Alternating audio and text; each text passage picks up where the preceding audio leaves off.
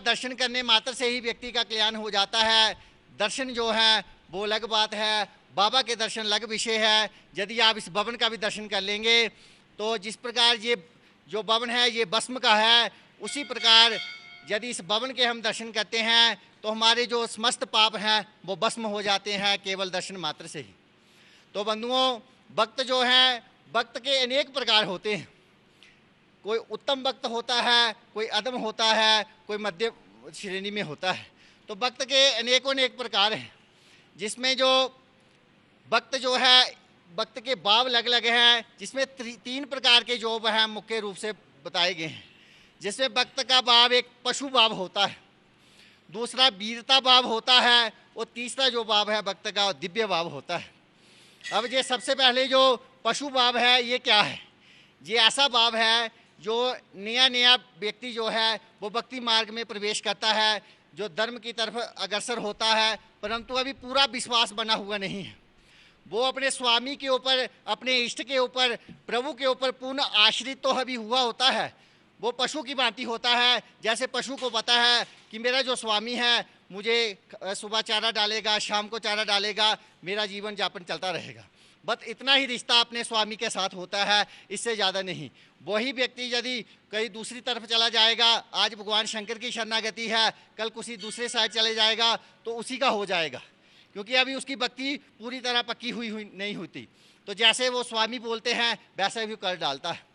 और ऐसा जो भक्त है उसके वो तीर्थों में जाता है, तीर्थों के दर्शन अवश्य करता है, पर वो मनोरंजन की दृष्टि से तीर्थ करता है, भाव की दृष्टि से नहीं, भक्ति की दृष्टि से नहीं, कल्याण की दृष्टि से नहीं, वो मनोरंजन की तरह वो जो तीर्थ करता है। तो जिस भी तीर्थ में जाएगा, जिस स्थान में जाएगा, दोष निकालना शुरू कर देगा, क्योंकि अभी पूरी तरह उसमें भक्ति प्रवेश नहीं हुई है। तो यदि अमरनाथ में आएगा, जहाँ दोष निकालेगा, वैष्णो देवी में जाएगा वहाँ दोष निकालेगा, जमुना जी जाएगा, वृंदावन जाएगा तो जमुना को काली कहेगा कि जमुना काली है, इसमें कीचड़ है। परंतु वो ये नहीं समझता कि मेरे अंदर ही कालापन भरा हुआ है, मेरे अंदर ही अज्ञान भरा हुआ है, मेरे अंदर ही कीचड़ है, ना कि तीर्थों में। तो ये भाव होता है। और इस भाव में जो व्यक्ति होता है उसका एक अवगुण और भी है। जैसे आप भोले बाबा की पूजा करते हैं तो आपके सामने कोई बाबा को बुरा भला भगवान को कहे, आपको क्रोधित हो जाएंगे। पर ये जो भक्त होते हैं, जो पशु भाव में पड़े होते हैं, इनके सामने भगवान की चाहे जितनी निंदा करो, ये स्वीकार करते हैं, खुद भी हाँ में हाँ मिला देते हैं। तो ये हुआ पशु भाव। दूसरा है वीरता। तो वीरता भाव में जब भक्त पहुँचता है वो अपने धर्म के लिए कुछ भी कर सकता है, क्योंकि जब भक्त आगे आगे पहुँचता जाता है तो उसको कई प्रकार की परेशानियों का सामना करना पड़ता है। तो कोई कहता है ये धर्म का मार्ग सही नहीं, इसमें कि सिर्फ दुख ही है, सिर्फ कष्ट ही है। तो यदि घबरा जाएगा तो भक्ति से विमुख हो जाएगा। तो ये जो भाव है वीरता भाव है, और ये भाव थोड़ा उससे बड़ी उत्तम है। इसमें क्या है, जो भक्त है वो तीर्थों की अवहेलना नहीं करेगा, वो दोष नहीं निकालेगा, पर भगवान के प्रति उसका पूर्ण विश्वास अभी तक नहीं बना है। उसके सामने यदि भगवान की निंदा करेंगे तो वो खुद तो निंदा नहीं करेगा, पर वहाँ बैठा रहेगा, जो है वो सुनता रहेगा कि भगवान की निंदा हो रही है। इसके बाद भाव आता है दिव्य भाव, जो भक्त का सबसे उत्तम भाव है। उसके सामने आप उसके इष्ट की निंदा नहीं कर सकते, गुरु की निंदा नहीं कर सकते, भगवान की निंदा उसके सामने नहीं कर सकते।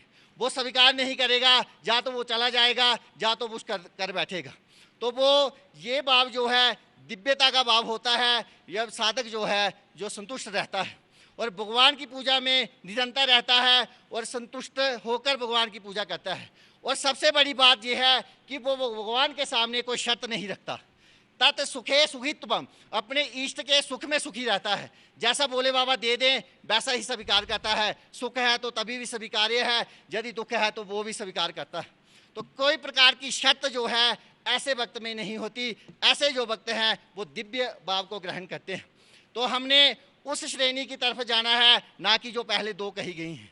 यदि हम दिव्यता को प्राप्त हो गए तो बोले बाबा हम पर कल्याण करेंगे, हम पर अपनी कृपा बनाएंगे, तो निरंतर हम बाबा के शरणों में ही रहेंगे, चाहे जीवित हैं। और अगर अगली यात्रा भी शुरू हो जाएगी मृत्यु उपरांत, तो तब भी बाबा की कृपा हम पर बनी रहेगी। तो इस भाव को ग्रहण करें। एक भाव और भी होता है कि आप जैसी भावना जहाँ रखेंगे वैसा ही फल मिलेगा।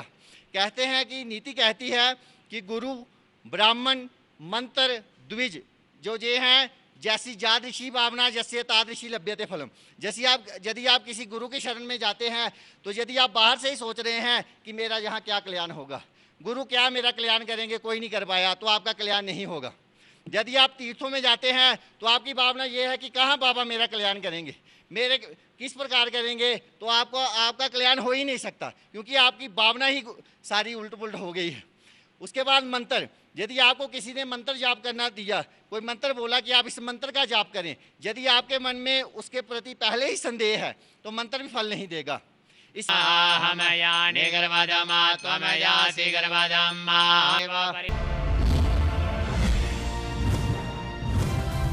आप देख रहे हैं डीडी नेशनल, इंडिया का अपना चैनल।